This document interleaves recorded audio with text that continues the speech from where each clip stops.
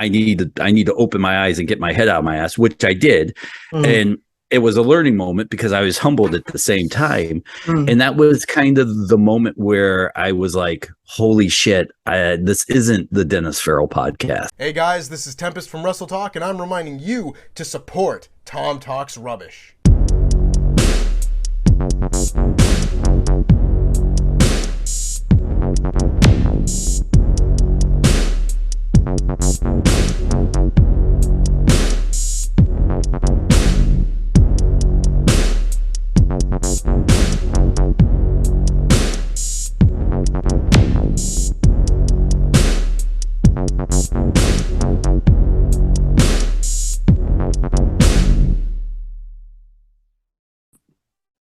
What's going on, guys? It is your boy, Tom Talks Rubbish, and today I'm back with another interview. This time, I'm joined by Dennis Farrell from Wrestling Perspective podcast. So welcome to the show. Thank you so much. I'm excited to be here. I've watched a ton of your podcasts. My favorite is the Joe Pearl. So I'm excited to be on. Very underrated interview, even if I do say so myself. So since Dennis plugged it, make sure you go check that one out if you haven't already. I appreciate that, man. So if we take this back, where do you first discover wrestling?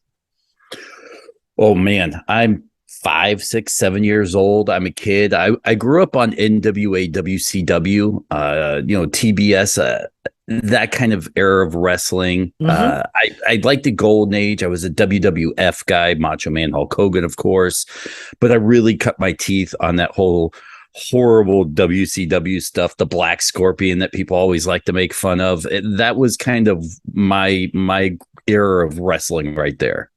Okay. So both of those eras are considered quite cartoony. Is that something you'd agree with? Absolutely. And I'm a kid, so I was okay with it. And that's what attracted me to it was the cartoonish, the larger than life characters, that kind of stuff. And I never really got out of wrestling. Tom, you're an adult like I am. Yeah. You go in and out of wrestling. You can not watch it for a few months and come back and not miss anything. And that's kind of what happened with me growing up. What about you? Where did you cut your teeth at? Oh, so I'm quite a bit younger than your good self. So this is going to age me horribly. So I'd cut my teeth on, like Batista, when he was like, "You're supposed to be my friend," to Rey Mysterio when he cost him the world title. So that is something that I'm like, I really enjoy, like the older stuff now. So do you look back on the era that you watched with fondness, or is it like, ew, like, why was I a fan of this? Not, you know what? With fondness, I go back and I can watch a wrestling match and then I think of what me and my buddies did afterwards, or who was at my house watching this wrestling match. Were me and my buddy, I had an old guy named Jeremy Woods. I haven't talked to this guy in 20 years, but he lived 5 houses up the street to me in Georgia. Mm-hmm. And his parents always got him the WCW videotapes because, at the time, pay-per-views were $60, $80. We couldn't afford it. So the videotapes would come out usually a month after the pay-per-views, but he usually would get them all as soon as they came out. And then we would all stay over his house and stay up all night watching these wrestling videotapes. And so when I look back and I watch a match, I more think of the memories that surround the match more than the match itself. And it's always going to be fond memories. Those were the greatest times as a wrestling fan. Definitely. Do you feel like that's a bit of a lost art maybe in wrestling, where the whole streaming and everything nowadays, you're able to, with the supercomputer that lives in our pocket almost, if you hear about a match, you can pull it up immediately. Do you feel like there's a bit of a lost connection with matches because you can have them so instantaneously? That was very wordy. I do apologize. No, I know exactly where you're going with that question. And I would kind of flip it and say the lost art in wrestling is the fellowship, the getting together with your buddies and talking about Monday Night Raw at school, or, having your friends spend the night, or if one person finally is able to afford a pay-per-view, you invite all of your friends over, Yeah. and you guys have popcorn and your mom makes dinner. I think in wrestling now, that's the lost art, that whole fellowship, the community in wrestling now. The wrestling community just wants to argue with itself Yeah. and tear down your opinion. Back when we were kids, here's the thing people forget. I didn't know what good wrestling was. I didn't know what a good wrestler was growing up. I just knew what I liked. And I couldn't tell you if a guy was doing an arm bar right or a chokehold wrong. I didn't know. I just knew what I liked. And that's the lost art of just liking what you like in wrestling. Definitely. So to bring it back to sort of modern day, if Twitter had been around when you were a fan, not to say you're not a fan now, but like when you were a kid, do you think you would stay a fan, or do you think maybe the opinions of Twitter would have turned you away almost? That's a tough one because I stay away from dirt sheets. I'm not a dirt sheet guy. I'll occasionally check in on some news here and there, depending on if we have a guest coming up that might be in the news, or if we do an interview and a couple places pick it up, I'll go read or look it up. But I tend to stay away from spoilers and stuff like that because I still want to be surprised. I want wrestling in its purest form of entertainment. Yeah. I think that's what holds me back a little bit in the wrestling industry is the fact that I'm not an insider. I could probably use some connections to be that guy, but I don't want to be that guy. I want to talk to guys and I want to enjoy a story. Occasionally I may ask them a dirt sheet question, but outside of that, I just love wrestling in its purest form of just entertainment. I don't need to be the first guy to know what's going to happen in a match next week. I don't want that. So like with the whole, maybe you could be an insider, or if you did follow the dirt sheets a bit more or use your connections a bit more, do you ever feel like that holds you back, or are you like, I'm okay with my place because I get enjoyment out of it? So a little backstory on myself. I was doing radio for ESPN. Here in America, it's, fake. I did fantasy football, American football.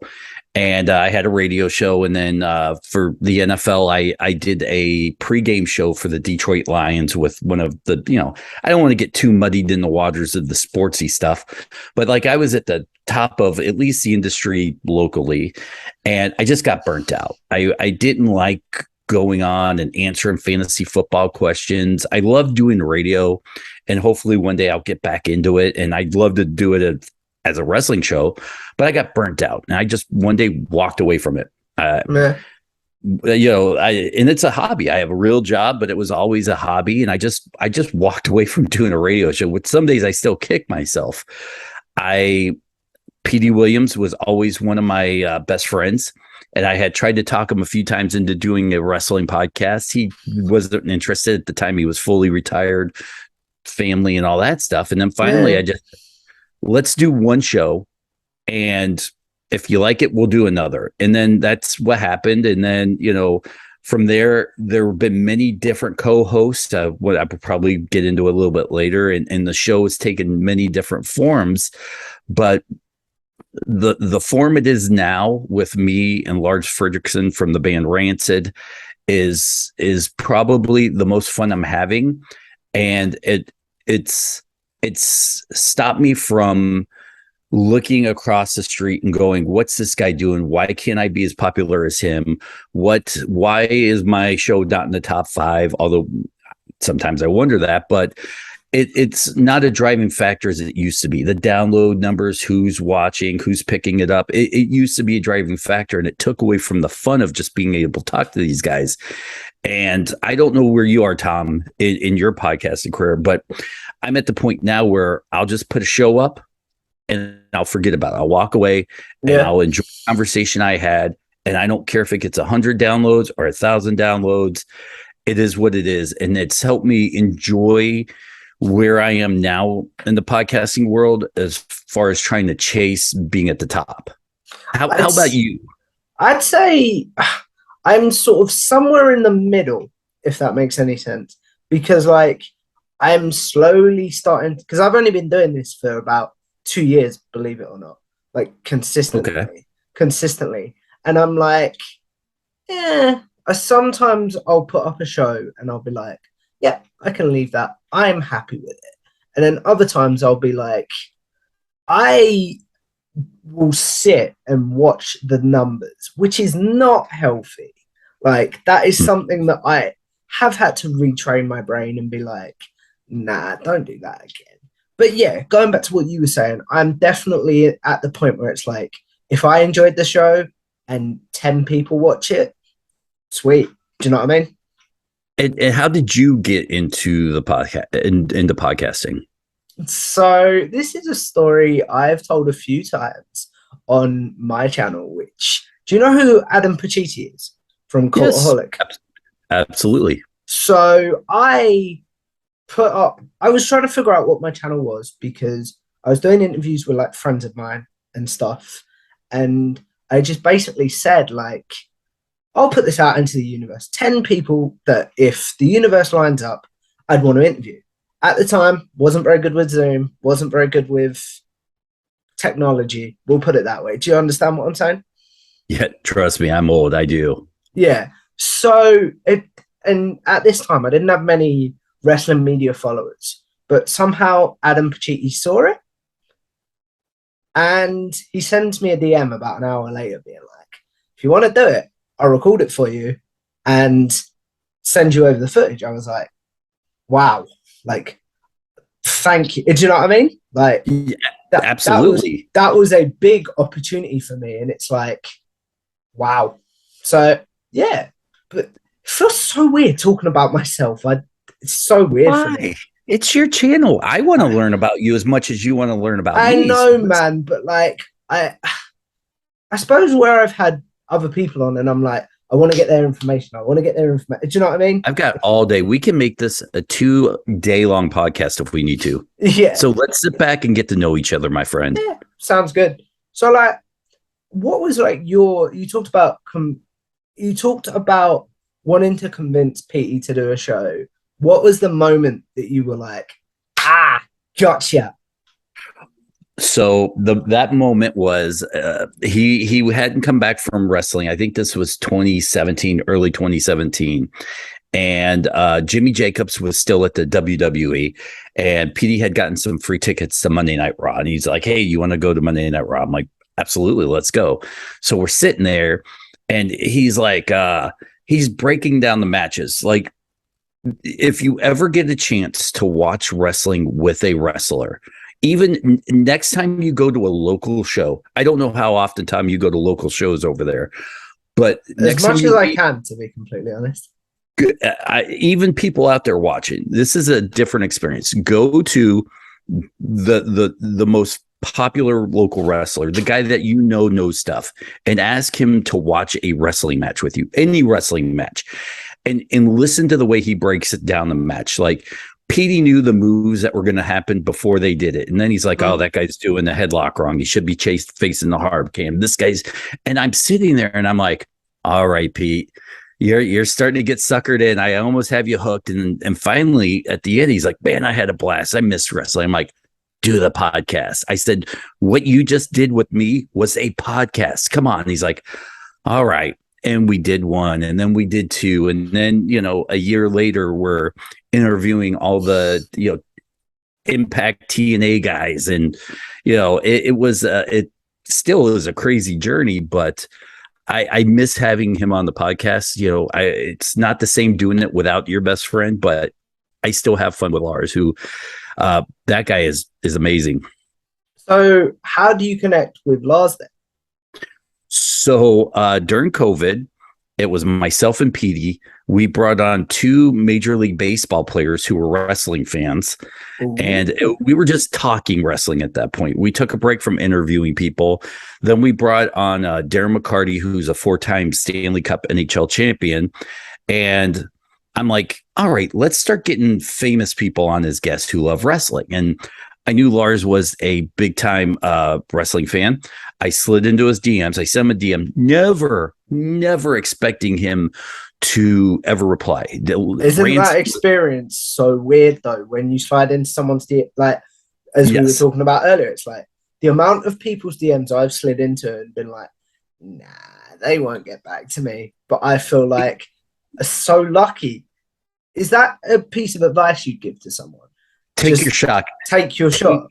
Take your shots. If their DMs are open, they may never read them, and if they don't, no harm. But the 1 in 500 that will read it and say, "Yeah, I'll do your podcast," it could. You'll never know where it leads, because I slid into Lars's. He said yes, and it took about a month or two to get him on. He comes on as a guest.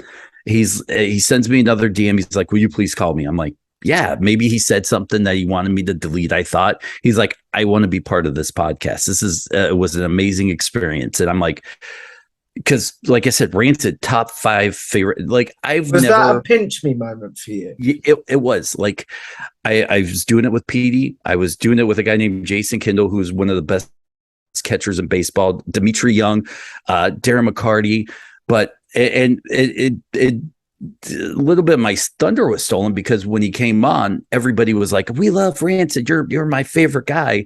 And I never quite had that fan, and I don't think I still had the fanboy moment with Lars, who I consider a friend. But like now talking to you, I'm going to have that fanboy moment where we got off the podcast. I was pissed. I was like legitimately pissed, because I didn't get a chance to tell him what he and his music meant to me growing up. Because everyone else was, I suppose. Everybody else did. So he tells me to call him. I did. He's like, I want to be part of the show. Immediately, I kid you not, a tear runs down my eye. Like I'm like, holy fuck. And I don't know if I've even talked to him about this. And so he comes on and starts doing the podcast. And then as time goes on, this guy has to go to raise his family, and this guy goes, and this guy, and it's just Lars and I now. And it doesn't matter. I will tell you guys this. It doesn't matter who we have on. Like, we've had on William Regal like a few weeks ago. I saw that one. Congrats, I was more excited to talk to Lars, who I talk to every week, than it was William Regal, as much as I was excited. But that's what, even still today, I feel like I'm doing this podcast alone, and Lars is still a guest, and whoever we have as a guest, because I still feel blown away that this guy chooses to spend an hour, 2 hours a week with me interviewing people. And I don't know if he'll ever understand what it means to me. Do you ever want that feeling to go away, where like Lars becomes a co-worker and like you're not excited to record with him? I hope that makes sense, by the way. It does. It's like Christmas Day. Every time, even when he sends me a text out of nowhere, I'm just like, I can't believe this guy's texting me. Like even Pete, who went to the WWE, still says, man, I wish I could still do the podcast, because he's excited. He loves the Lars as much as I do. And he's he is famous enough that he could do a wrestling podcast with any person he chooses to, and he chooses to do it with me, and it still hasn't settled in years later. How does it feel? Because one thing I found really cool doing research on your podcast was the amount of like respect you seem to have built up within the wrestling culture, if that makes any sense. How does it feel to be almost the podcast guy that everyone turns to, either for advice or to be like, I want to be like this guy? I don't think I'm there. I'd love to be there. I can name. Mate, you're there. I'll show you some of the responses I was getting. You are there, man. Wow, that makes listen, and I'm not trying to be that fake humble where secretly deep down inside I'm like, yeah, fuck everybody. Excuse my language. I'm that guy. But I'll believe it. You're cool.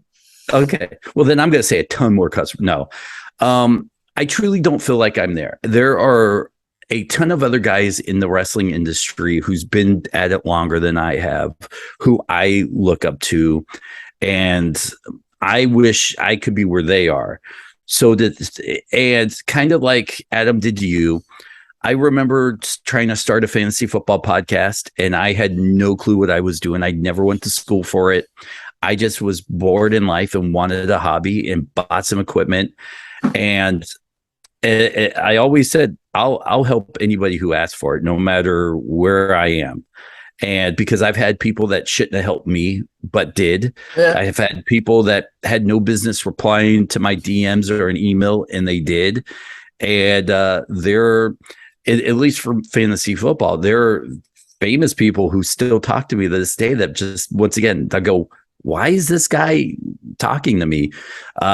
So I'll never forget that feeling. So I will always answer any DMs I can. I will always help whoever I can without compromising my name or a position. But it's kind of a lost art in the podcast game of people helping people. People think it's a competition. If I help you, then I'm losing listeners. And I'll tell one guy who is not like that is Sean Ross Sapp. Like, yep, fully agree with that. Here's a guy that will help people regardless. I've seen people trash him day in and day out, and he'll still go out of his way to help those people. Hey, Sean Ross Sapp is his own guy. He gets into his own trouble. He gets out of his own trouble. He doesn't need everybody sticking up for him. But here's a guy that just, I feel like is one of those guys that has built a name and is continuously getting bigger and bigger. And, I'm certainly jealous of that because he's got something that he's got that X factor that I think we all wish we had. Yeah, I'd say you've got sight that's like, I think your fandom is infectious. From like the podcast that I've listened to, it's like you're still a fan. So like, as you say, you don't want that to go away. So if it did go away one day, you woke up and it was like, okay, this podcast isn't fun anymore, or for whatever reason, you lost enjoyment, would you be like, okay, I got to step away? I've done it once, and I've done it once at the top of the mountain. And this is about radio, right? Yes. It's still sad and painful for me that I had lost that passion. I think we all wish we do this because we all wish we were radio hosts, and I got there. And unfortunately, I lost that passion, and it's something that breaks my heart to this day still. But I love it. I'm happy where I am. And, hopefully I'll never lose that fandom. And I think I put safeguards in this time around where I didn't have it the last time, where I burned the midnight oil. I skip family events to do radio stuff. And I have Lars this time around who really helps me. When Lars and I first got started, I had this kind of weird ego thing where it was like, I built this thing up. This is my way. I've made it successful. And there were several times where Lars had to sit me down and go, bro, look at it from this aspect. Take your foot off the pedal. I get you're excited for something. Take a break. And with Lars's help, he's helped me kind of pull back a lot and enjoy moments. And that's kind of where I am and how kind of grateful I am, because I look at it different now. Instead of like, we have a big interview and it's like, I'm putting it out tomorrow. Lars is like, whoa, pump your brakes, buddy. We'll put it out on Wednesday. Take a breath. Let it sit. It's okay. I used to do that. Yeah, like, it's tough. I used to be like, for example, when I went through a stage of interviewing the Cultaholic crew, because I've managed to interview loads of those guys, not to big myself up. Do you know what I mean? Yes. And it was like, every time I recorded one, it was like, yep, this is going out today. This is going out today. And it was like, I'm like, no. Like, where was that moment for you then? Like, where you were like, okay, I've got to approach this, not professionally is the wrong word, but you know what I'm trying to say, right? Professionally is absolutely the right word, because we're still fans in the end. And there's a lot of professionalism, not going to school, having to do this on your own. We miss out on. And I think the moment was when we interviewed CM Punk. And I was excited. because it's CM Punk, and it was like me, Pete, and Lars, and I think another couple guys were there for the interview. And without asking, I'm putting this out now. It's CM Punk. I want to strike while the iron's hot, and I did it. And then Lars called me, and he jumped in my ass, and he should, because we had an agreement, and I didn't listen to him, and he really educated me, and he really, he got my ass, and it was something I needed to hear, and it was the way I needed to hear it, because a lot of times my problems were I was the only one uploading, editing, cutting, and and I had my own ego about things, and it wasn't the right way to be my friend. player. Preach. Yeah, but it wasn't the way to be a team player. And the way he broke it down and told me I wasn't being a team player, I didn't listen to people, and it was a real eye opener, because at one point it kind of broke my heart, because here's a guy I love, telling me I need to open my eyes and get my head out of my ass, which I did. And it was a learning moment, because I was humbled at the same time. And that was kind of the moment where I was like, holy shit, this isn't the Dennis Farrell podcast. This isn't the one man show. And I've been treating it that way. And I really needed to take others' opinions on how to run this podcast into consideration. And I'd like to say ever since then, it's been pretty smooth sailing. Why do you feel like you were almost treating, even though you had two co-hosts, treating the podcast like, as you called it, the Dennis Farrell show at that point? I guess at that point, we'd record a podcast, and kind of everybody would go off and do their lives, and I'd have to sit down and edit it up. Then I'd have to clean it up and post it, and then promote it and do all this stuff. So I guess in a weird, unfair way to the other people, because that wasn't their jobs, I felt like, well, I mean, I'm doing all the backstage work. They should just trust me and know what I'm doing. And ultimately they did trust me, but the problem was I didn't trust them back, and I should have. What you talked about, some things that you put in place for Burnout in terms of podcasting. But what have you put in place for Burnout in terms of wrestling? You know what? I think I've cut down on the wrestling podcasts I listen to. There are certain shows where I'm okay with just watching the highlights. I don't need to watch every second of wrestling everywhere. And I'm okay with not watching everything now. I think that's a big thing, where if I miss Monday Night Raw, it's not a big deal. I can listen to a Monday Night Raw recap podcast while I'm at work, or I can watch the 30-minute highlight video that someone throws up, and it's just the same thing. So maybe I will decide I'm going to go out and get dinner and watch a movie, and I'm okay with missing wrestling. And maybe during one of my down hours or weekends, I'll catch up on it. So it's less of a priority, and I don't feel like the world's going to end if I miss something. That makes total sense. What about, you talked about a little bit about the podcast and Burnout. Have you asked to have like any of the responsibilities you had during your time, in your own words, where you weren't a team player, maybe shifted around so it's more evenly distributed? So now I still do all the editing and whatnot. That's just because of the skill set I have and I've developed. Lars and I are kind of about 50-50 when we book the guests. And that's kind of the hardest thing, because you're coordinating times between two other people. You're making sure this day works. And then you're waiting for this guy to say yes and this guy to say no. And then you're like, can you do it here? Can you do it there? Well, this guy can do it on Monday. This guy. And with Lars helping with that booking, it's really taken a lot of pressure off my shoulders, because in the past, I feel like I have all these famous people podcasting with me.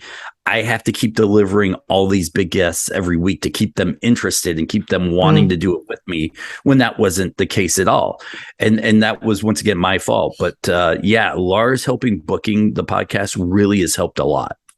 Do you think Lars helping to book the podcast maybe enables you to get guests that you wouldn't if you were booking it solo? Oh, yes, absolutely.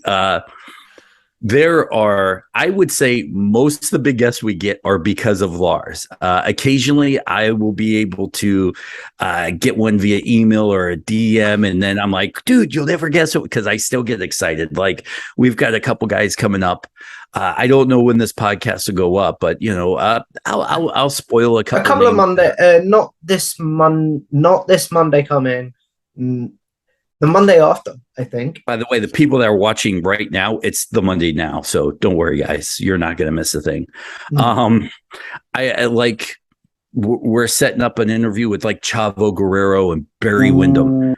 And like, I'm like a little kid. I can't wait to do these. And like, Lars brings in a ton of people because of his name and who he is. And I recognize that. And he's friends with a lot of people. So absolutely, him booking has, and I think he even knows it, is a game changer for the show for us. If Lars decided to step away, don't, Lars. I know you're watching. Don't go. No. Like, say he got commitments in other areas of his life, like his band or etc., and he did decide to step away. Would you feel like, okay, I can't do this without you because of what you've been able to build together? This is a tough question. Would I want to do it without him? No. I felt the same way with PD. And when PD left, I felt PD left the podcast twice. The first time he left, I replaced him with like James Ellsworth, and then James went away. And then I replaced him with Eli Drake or LA Knight, if you're a WWE guy.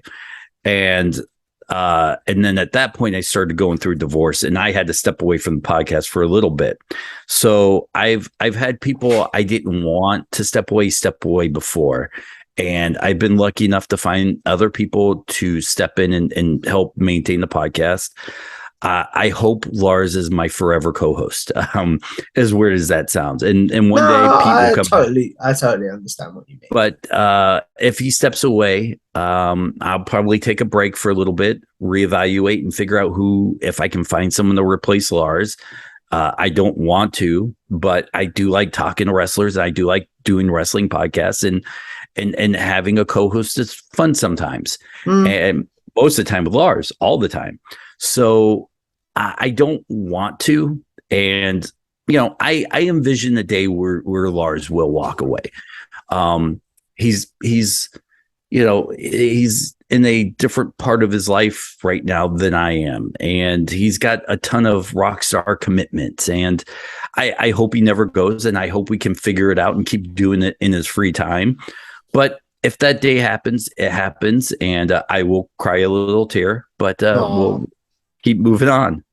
What about like with yourself? Maybe one day you decide to step away. Would there be a certain amount of guilt? Might be too strong of a word, but like, you brought Lars onto this. Would you feel almost like, I can't step away because he's such a big deal? Do you know what I mean?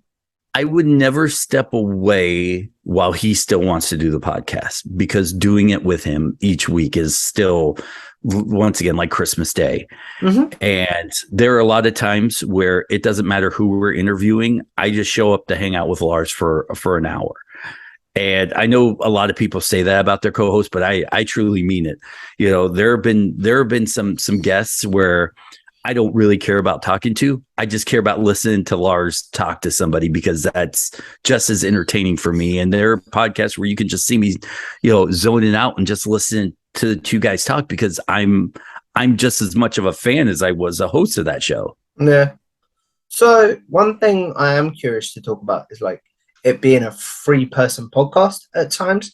Like, so what is some things that you have all put in place to make sure everyone gets their equal say, I suppose? Would that be the right term? It absolutely, because when we first started it was like the Wild Wild West. We would, when it was like me and Pete and the baseball players and the hockey guy and Lars, we'd step on each other, and we had a podcast meeting. And I believe this was a I know we're doing a lot of Lars Fredrickson talk here, but it was a Lars idea where he was like, hey, why don't we just go in order each week of each person asking? And even to this day, I'll ask a question, Lars will ask a question, I will. And usually we have a finger signal where if we have a follow-up, like, one of us will kind of go, hey, one more. And that's the sign to the other guy, hey, there's one, and we respect each other enough that we'll let that follow-up question go.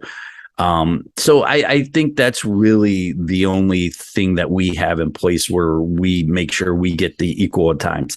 And there are times as a host, and I don't know if you've figured this out yet as a host, where if it's two guys who know each other, and sometimes it's just easy as a host to let them have a conversation and back out, because it's much more entertaining than when the third guy tries to interject. And that's kind of a feel thing that I think a lot of podcast hosts don't have. And when they develop that, it's night and day as far as skill set. Definitely. It's like with your good self, you're a very good storyteller. So I have just learned to sort of be like, yeah, I'm going to let this guy go. Do you know what I mean? And I've learned on the flip side, you need to know when to jump in and cut someone off too, because sometimes they'll just keep going and then the story goes off the rails. So it's a really weird touch feeling. And when you start, and I guess if there are any podcasters out there ever watching, I learned this from local radio talent here in Detroit. His name was Mark Wilson. And he says, when you start hosting your show as a fan and you start doing things or asking questions or running it the way you think the fans want to hear it, sometimes it's a different show. When you do it, when you host a show because it's what makes you happy and you don't care, then those are the more enjoyable shows, when you don't worry about what the guests think, what the co-host thinks. You just do what you think is entertaining, and it's a lot freeing, because you're no longer feeling like, well, if I talk to this guy, I might get more downloads than that guy. Mm-hmm. If that makes sense. Totally. So how do you guys go about booking your guests then? Is it a similar process to mine, which is literally finding someone's email, emailing them, DMing them, or do you have like a booking agent that you go through? Nope. Lars and I both do it by hand. Sometimes it's a pain in the ass. There have been preach. There have been many times where we've had a guest back out the night before we're set to record, and now we're scrambling to find anybody to fill that spot. Or you have three guys that come out of nowhere and like, hey, we can record on this day. And you're like, oh, which one do we go with? And, it's feast or famine a lot of times when it's setting up a recording with guys, because there are some weeks where we have too many people that want to do it. And there are weeks where like, we can't find anybody as a guest. Those are the rough ones. Do you backlog content? Because I personally do. Off and on. Like this past month, Lars has been in the UK doing a tour. Ooh. And well, he's home now. I know. Well, you should have let me know. I would have hooked you up. But so we only had 2 podcasts in the chamber, so we just went every other week with a podcast. Mm-hmm. Some months we do, some months we don't. It just depends on, do we have time to record 2 podcasts a week? Are they 2 podcasts that we should put out because they're time sensitive? Because sometimes guys say things in them that you want to get out sooner than later. I've been there, and I absolutely hate that. It's like, those are the rough ones when it's so time sensitive, and you're like, all right. And some guys, look, you may get lucky and get a guest that you may just want to put that out, and everybody else just has to wait. And it just happens. So off and on, we try. So like from myself, and we've had a bit of a back and forth conversation. So I've really enjoyed this, man. I'm not going to lie. So like, I upload every Thursday, and at the moment I've got content so we're recording this on the 23rd of August. I think I've got content till the end of September. I think. Wow.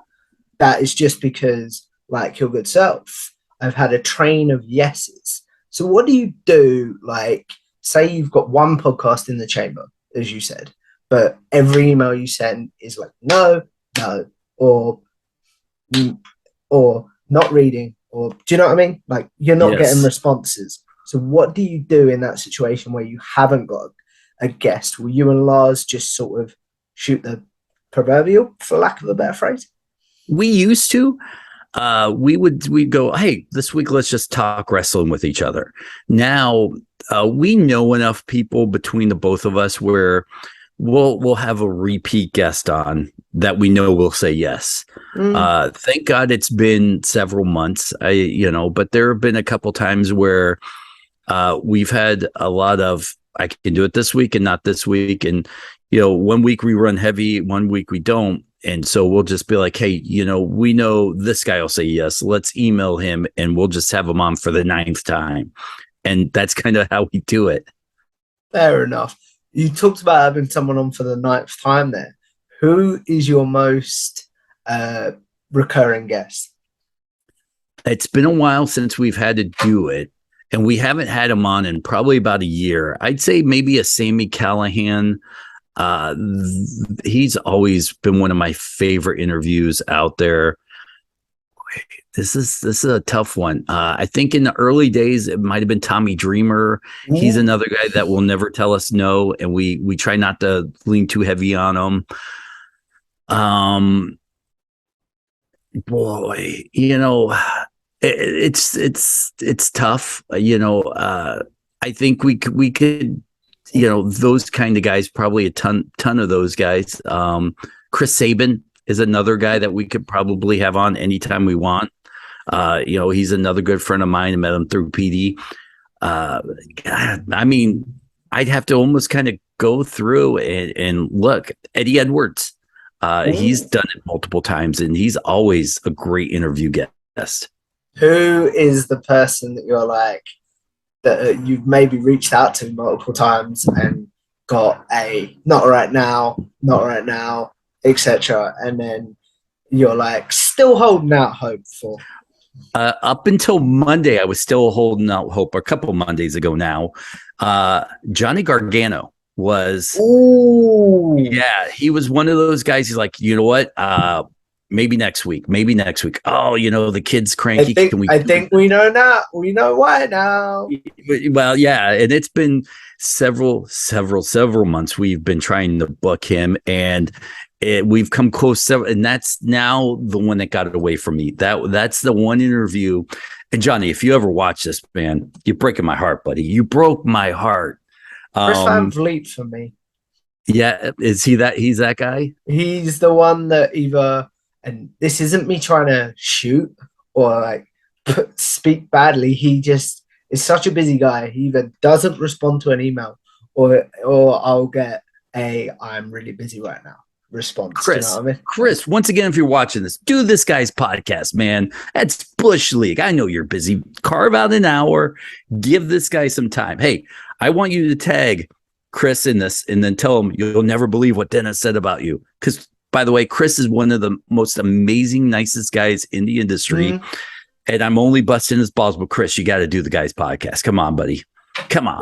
Give the guy a little love here. Thank you, good sir. I fully appreciate that. And I've talked to Chris off and on into DMs. I think we've helped each other get some guests at times or tried to. And he is one of the most down to earth, nicest guys in the industry. He's another one of those guys where I go, wow, he knows who I am. That blows my mind. But come on. Oh yeah. Slide into his DMs. Do the podcast, Chris. He's a great guy. It's like, and he's never. I was talking about someone else on Twitter today. Tom Campbell, I put this on Twitter being like, to my fellow interviewers, who's the interviewer that you've sort of given up hope that it's going to happen? I said it was Tom Campbell, for my good self, from Cultaholic. Just every time I've reached out, he's been like, interviews aren't my thing, or do you know what I mean? Or I'm very busy. And it's like, okay, but it's so who is the one that you've emailed so many times for you and you're like, okay, I'm going to leave this for now, because not you've given up hope. That might be the wrong word, but you know what I'm trying to say. I'm not sure I would call him a interviewer. There are two guys, and Sorry, the one is interview. I meant to say, not the interviewer. yeah. There are two guys at outside of Gargano, uh, Billy Corgan, where I feel like I'm always this close to getting them on the podcast, just always this close, and it's never quite close enough to get them. Or boy, that's you know what? Freddie Prinze Jr. is another guy. Ooh. I would be number 1A on my list. Where this guy, such a wrestling fan, has done it. Has used his fame to become into the wrestling industry. The stuff he knows. I just think that would be one of my favorite interviews I could have ever done. You know what? You helped me out with that one. I'm gonna cut out a clip and be like, do this guy's podcast. Do you know what I mean? Yeah, I've gone through back channels of friends to see if I could get him on. That's the one guy I think out of everybody I've listed. Like if someone came to me and said you can have Johnny Gargano, Freddie Prinze Jr., or Billy Corgan, boy, it would be Freddie Prinze or Billy, but I think I'd have to lean Freddie Prinze. That guy's just entertaining and a fun storyteller, and I enjoy his podcast. And you're talking to a guy who's interviewed everybody from CM Punk to MJF to anybody in the industry. I might have traded any one of those interviews for a Freddie Prinze. Fair enough. So I know you discussed about using Lars's connections to get interviews. Do you ever worry about your work not speaking for itself? And I hope, because I know something that I go through. I have something called cerebral palsy, which means I'm wheelchair bound. Mm-hmm. And I do sometimes wonder if I'm getting guests because of my abilities or because of my disabilities. I've never said it that way before, but that was actually cool. Sorry about that, by the way. It's interesting you say that because there's another young up and comer podcaster. I think his name's Isaiah Roman, who is cerebral palsy, who is one of the nicest kids out there. And he kind of said the same thing where he's like, I want people to do the podcast. It's good because it's good, not because of my handicap. And I know this sounds bad, but I kind of said, listen, who cares what reason they do it as long as they do it? And that's the same thing I'm going to tell you. If someone's doing your podcast because you're in a wheelchair, who cares? You just got someone to do your podcast that you may not normally get. And I'm handicapable. I don't know if that's the way to say it, but I'm a guy that when I first started out, I had to lie about how many downloads I had to get people to come onto my podcast. Mm-hmm. So sometimes we have to do what we have to do to get guys that may not normally do our podcast. I said, and I had told them, like, reach out to PR guys and tell them, hey, look, I'm a podcaster with cerebral palsy, and I'd love to interview this guy. And if he can make it happen, then who cares the reason why, as long as they do it, right? Would you rather, I guess my question back to you is, would you rather not be able to interview someone you normally would if that meant he wasn't doing it because of the handicap? Oh no, like if I get the interview, I get the interview. But it's like I never want to see a tweet like, I did this kid's podcast with cerebral palsy. He was crap, but I only did it because he had cerebral palsy. Do you know what I mean? Yeah, but I don't think that's a tweet that's really going to get out there, because that might ruin some guy's career. Like, hey, I just did some wheelchair kids podcast. It sucked, but he's in a wheelchair. You're not going to get that tweet, man. I know. I think that's just the demons getting in your head. Yeah, I think you're right. Yeah, it would look.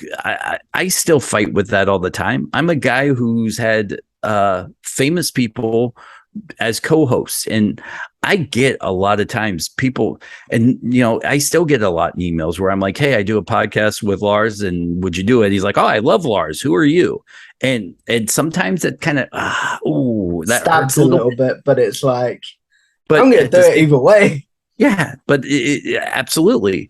And I've learned, especially with Petey, that listen, it's not these guys' fault that they've rock stars and Rancid or PD Williams X Division champions. But you know what? They're choosing to spend their time with me. They're choosing to attach their name to me. And if somebody knows them and don't know me, then it's my job at the end of the podcast to make sure I've asked good enough questions where they leave going, that Dennis Farrell guy isn't so bad. Fair enough. As we look at wrapping this up, we're going to do a very quick segment that I call generic questions. Those of you that have seen my interviews before will know this is where I ask my guests their favorite match, favorite pay-per-view, favorite tag team, favorite theme song, and favorite wrestler or superstar of all time. Basically questions that I'm sure Dennis gets asked on social media quite regularly. So now he'll have a place to be like, I've answered this. Please go. No one's ever asked me that question. All right, fair enough. But this is gonna be great. All right. So what's your favorite match of all time? Favorite match of all time. I kind of hinted at it earlier, but the Black Scorpion, WCW, I believe, what was it, 91 Starrcade. If you get a chance to go find it and watch it, worst storyline of all time, but that was one of the first matches that I watched that I thought, holy cow, it's a masked wrestler. Who's under the mask? Favorite pay-per-view of all time, and this can extend to events you've been at live as well. I'll go with the classic Royal Rumble 92 with Ric Flair going in at number 2. I could watch that, and you know what? It's not even so much the match, but it's just the storytelling of Bobby the Brain Heenan through that whole Royal Rumble. It's not fair to Flair.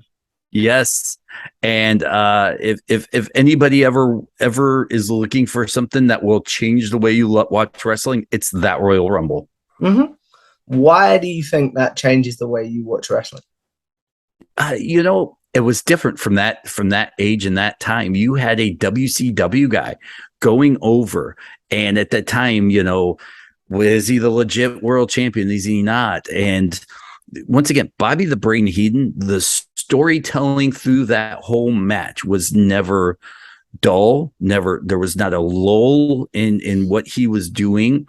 And I really think that might have been one of the best, from top to bottom, perfect Royal Rumbles of all times.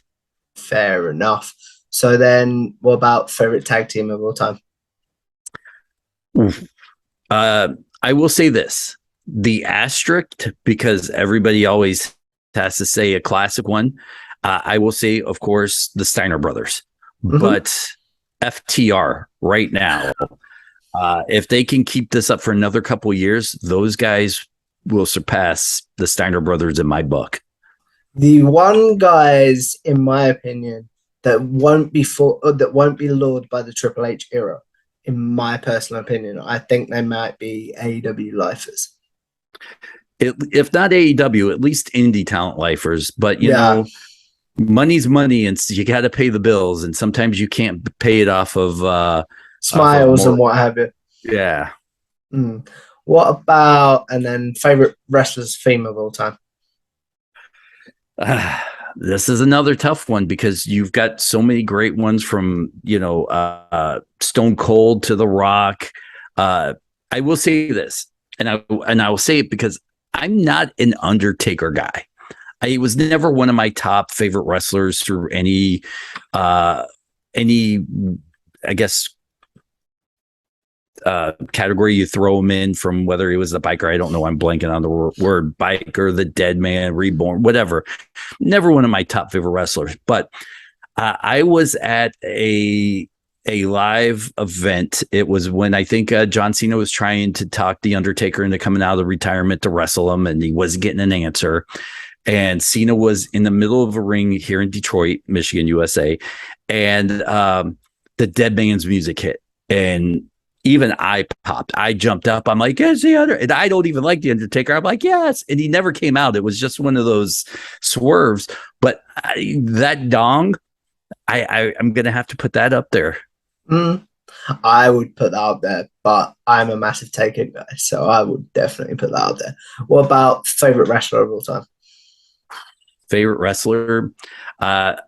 Savage would be probably 1A. It's tough because I'm now starting to base my favorites off people I've interviewed and I've fallen in love with. Uh, MJF would be up there. If you've not seen the MJF interview I've done, it was phenomenal. That's I fully agree.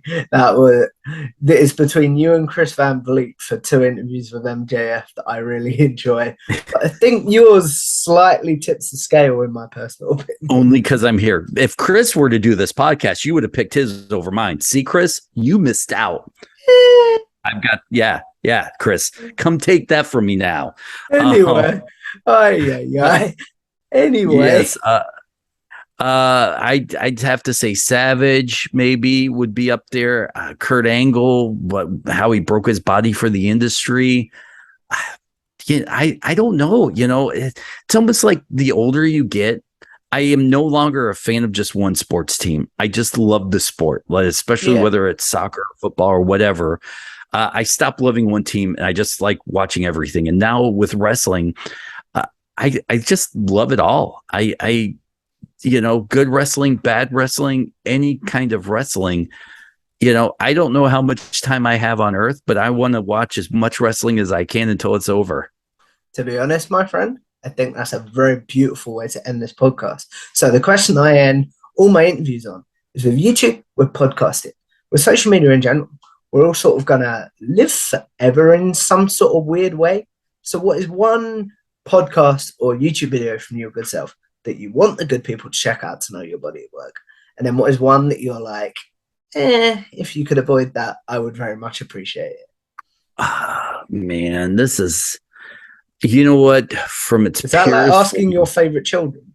It's not actually, because I actually have a favorite interview I've done. It was the Ruby Riott, who is now Ruby Soho, interview. If you have not watched it, she had just gotten released. She was still under her 90-day no compete, but she could do interviews. Lars was the one that set this thing up. And in that podcast, we kind of helped her rename herself to Ruby Soho at the end of it. But because she sings her theme song is a Rancid song, isn't it? Yes.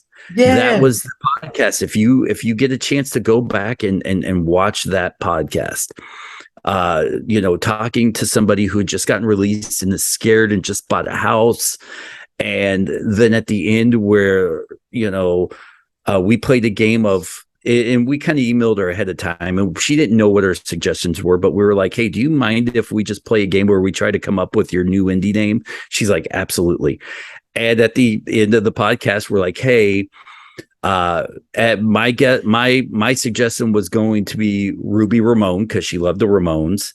And Lars was like, hey, why don't you just be Ruby Soho since you're a Rancid girl and you love Ruby Soho? And she starts to cry. Oh, wow. And that might have been the interview that will always, and that interview, I think the Kurt Angle one was good. And the Kurt Angle kind of put us on the map, but the Ruby Riott kind of brought us together as a team. As weird as that sounds. So that one, and the one that I would say maybe as if you're watching it to watch for me, stay away from the William Regal one because I might say 7 words that whole podcast. Was that because you were so in awe, or was that because of William Regal likes to talk? And the problem for me is when William and Lars are such great friends that I know when to shut up and just let 2 old friends catch up on a podcast. Like what we were talking about earlier. Yep. And that was one of those where I kind of had made the decision where I'm just going to sit back and enjoy it. I don't need to interject. I don't need to throw words in where they don't need to be. My opinion between 2 old friends won't matter or won't change or swerve the subject. So I'm just going to kind of sit back and watch it as a fan. And that's what I did on that one. Fair enough. So as we wrap this up, where can the good people find you and your content? Hey, just look for Wrestling Perspective Podcast. Go find it. The old interviews, the new ones. You can find even way back in the day where PD and I got Eli Drake fired, and we also got Killer Crossfired from Impact. Those interviews are still What? Yes. Do you mind Yes. telling that story before we wrap this I up? will tell them both if that's what you want. Mm. It was one of those worst times where I feel bad because I pimp Pete out on one of them. But the Eli Drake, he comes on, doesn't say anything really bad about Impact. Impact listens to it and deems it that he was slandering them. Once again, the podcast, I believe, is still up somewhere in our feed. And they fired him based on the comments he made on our interview, which was weird because Petey still worked for Impact. Killer Cross comes on and was not very nice about the Impact stuff. We tried our best to side with Impact during the interview and stick up for him. But it was some pretty bad things that Wow. Yeah, and Pete got in really bad trouble at that time. I was like banned from the backstage of Impact Wrestling for like 6 months from it. Wow. Yeah, it was that was the interview I think I felt the worst about because I exploited my buddy Petey Williams to try to make news on the podcast.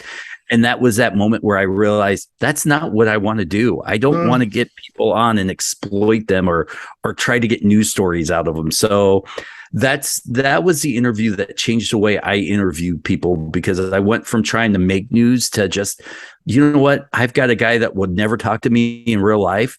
Enjoy it and have fun. Yeah.